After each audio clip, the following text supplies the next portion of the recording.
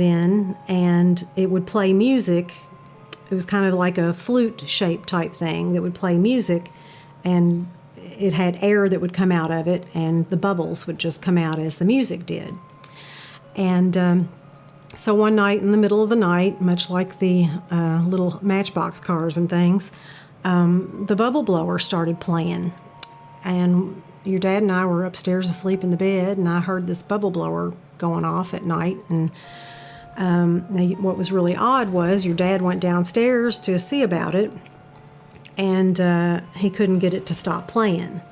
And he even went so far as to take the batteries out of it, and it still wouldn't stop playing. So he just stuck it in the garage in his car so that we couldn't see it, or hear it, I mean. We couldn't hear it. So that was another little odd incident. And then one time when he was gone on his trip, as I was saying earlier, he was gone on a business trip late at night. The front door started ringing. The doorbell started ringing, woke me up. What time? Oh, it was like in the morning. I don't remember a specific time. Like 3 a.m. or 4 a.m.? It was like 3 o'clock in the morning. So middle of the night. Yes. And what was odd was, too, that I thought was, as I was going down the steps to the door, the staircase, I don't know if you recall it or not, but it had, when you got to the bottom landing, you could go off of it two ways. Yeah. You could go off of it to the left, and you'd be in the kitchen and the family room, which had a big window that went all the way across the back. Or you could go to the right, and you'd be in the dining room, living room area, and the front door. So as I was coming down the steps, the first thing I noticed as the doorbell was ringing was that there was a police car out on the road, which we could see from our house. There was like a little main road that ran back there, and we could see it, and it had its lights flashing, which with the doorbell going off so early in the morning and then the lights flashing too, it was just a lot of, things going on, messing with my senses. So I don't know. I guess in my mind, I thought maybe somebody was at the door that needed help, from the police car being out there. Or an escaped convict. Well, whatever. Anyway, Let's just let them on in. I looked out the window and didn't see anybody there. There was nobody on the porch.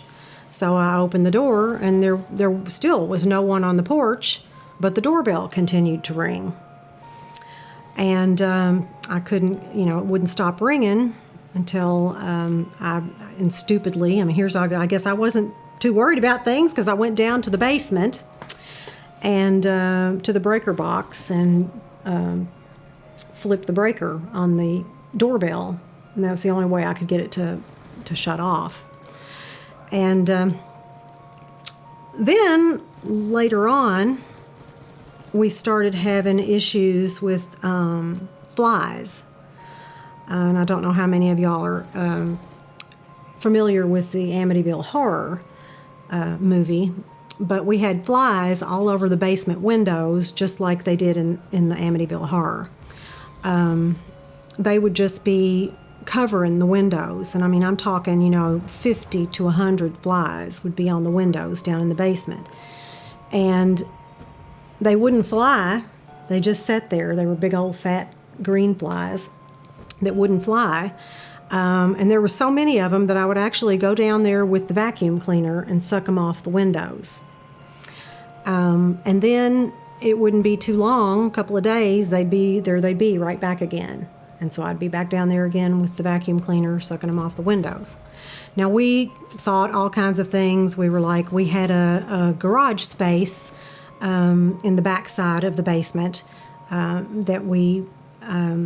I guess if you lived on a golf course or something, it'd be a perfect place to put a golf cart or something, but we kept the lawnmower and stuff down there.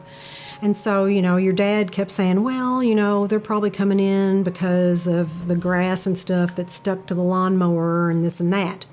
That's probably drawing the flies in. And I was like, well, we've always had lawnmowers, and we've never had anything like this before. And, when you were born, we lived way out in the country, and there was a pig farm in behind us. That we were reminded of quite often with the smell. Oh, it was awful. I don't know if any of y'all have ever smelled a pig farm before, but they are awful. And, we didn't even have flies from that. So So there's these flies I'm sucking off the window. And I had a girlfriend that I'd been friends with since 4th grade of school. And she was a flight attendant for American Airlines.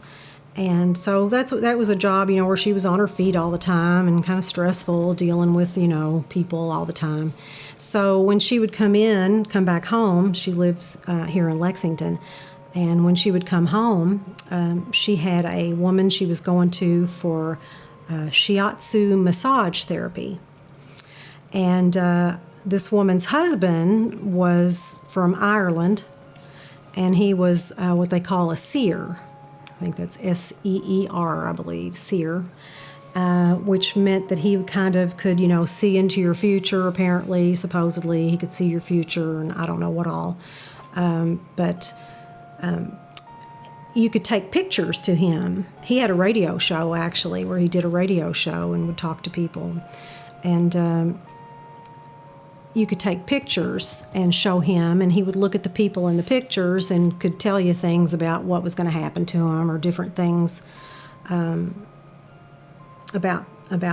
them.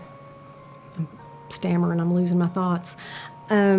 So she had a stack of pictures, and there was one picture that she had that, now I didn't even know. All this was going on without me knowing it. I didn't know she was going to see these people. Didn't know. But she had taken this stack of pictures to him, and one of them, I was in it with her. It was on her wedding day, and there was herself and me and 2 other girls in the picture with her. And she said, after some time had passed, because she said she didn't tell me about this right away because she didn't want to freak me out, she said that he was looking through these pictures.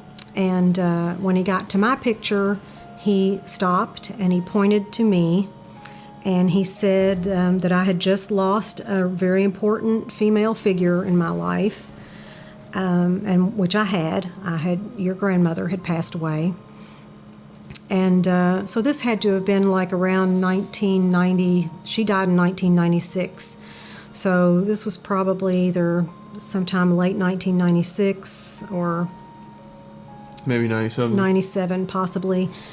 So we had already been there since 94. We moved in April of 94, so we'd already been there a little bit. And she's talking to me on the telephone, and she's telling me about this guy looking at my picture. And she said, he pointed to me and said, she also has problems with her house. She has issues with her house. And if she doesn't get it taken care of, it's only going to get worse. And so I don't know if she even knew exactly what he meant by that, but she told me that he said that he would be glad to come and take care of the problem for me. All I would need to do, all he didn't want any money. He wanted me to bake him some oatmeal cookies. So I thought, well, okay, that's pretty cheap. I can afford that. I'll pay you in cookies. Exactly. So, and I thought, this is hokey. There's nothing to it. And I'm going to find out exactly what he knows when he gets here, because if he says something about, well, this guy committed suicide over here in the living room, then maybe he knows what he's talking about, but otherwise, no.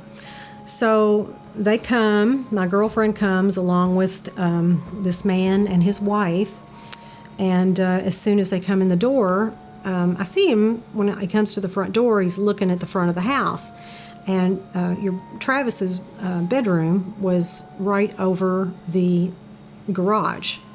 Actually, there was a big walk-in closet that connected with his room that was directly over the garage, which was right beside your room.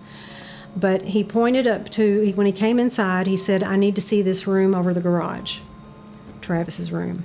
This is the room I need to see. And I thought immediately, well, he doesn't know what he's talking about because, took place in the living room.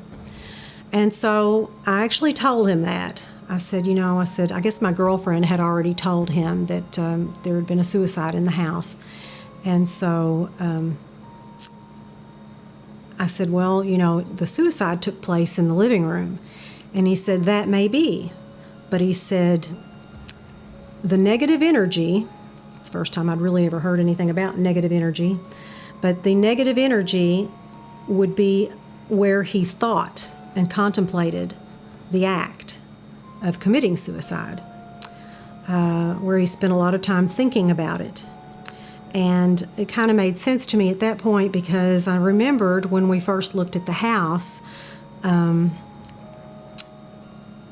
that bedroom had like a day bed in it. And you could tell that somebody had been using it and they didn't have any children. So I'm guessing that they were having marital problems and he was sleeping in the day bed and she was down the hall in the master bedroom.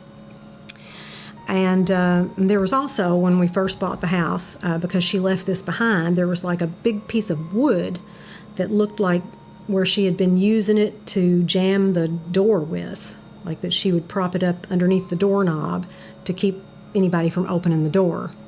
Now, I don't know what that was all about, but I guess maybe she was just afraid to be there alone. I don't know. Wait, what door was it at? The master bedroom door. Oh, so like when she was sleeping? Uh-huh. Well, maybe she wanted to keep him out. Possibly. I don't know. I just thought it was odd. She left that, big piece of wood propped up there, and I can't remember now how we determined that it was something that she put up under the door. I can't recall. There was something. There had to be something that had us thinking that that's what she was using it for. But anyway, so we figured, well, he was sleeping in Travis's room before we moved in this day bed, and that would have been where he was thinking about, committing suicide. So to recap, you guys, this guy that built the house, wife cheated on him, left him, and they were having problems, ended up killing himself, and he thought about it where he was pretty much living, the room that he was living in, sleeping in, and all that stuff, where he would have thought about killing himself was in my brother's room, the same room that my brother would sleep and have night terrors and wake up in the middle of the night saying that there's a witch in his room. So, and also all these toys are freaking out and all this stuff, and now we're to the point where there's a guy that is gonna get rid of this negative energy for a batch of oatmeal cookies. That's right. Oh, and I had to bake 2 batches because the first time I baked a batch, something came up and he had to cancel. Oh.